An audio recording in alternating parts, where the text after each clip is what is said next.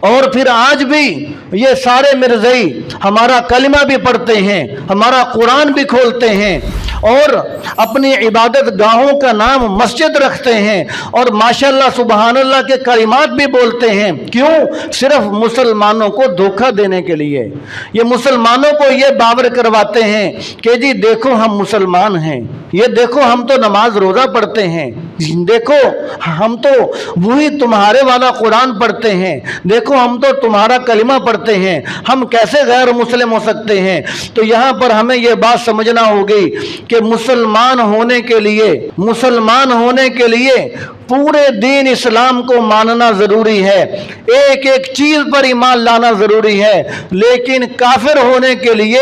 ایک چیز کا انکار کر دینا بھی کافی ہوتا ہے۔ کافر ہونے کے لیے یہ ضروری نہیں ہے کہ آدمی پورے دین کا انکار کرے گا پھر کافر ہوگا، دین کی ایک چیز کا بھی انکار کرنے سے آدمی کافر ہو جاتا ہے، دائرہ اسلام سے نکل جاتا ہے۔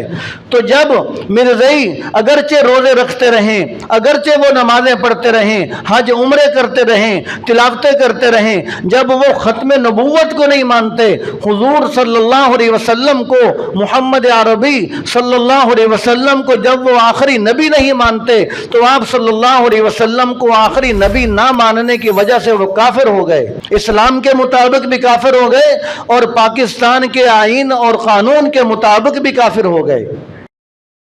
يا أيها الذين آمنوا اتقوا الله وكونوا مع الصادقين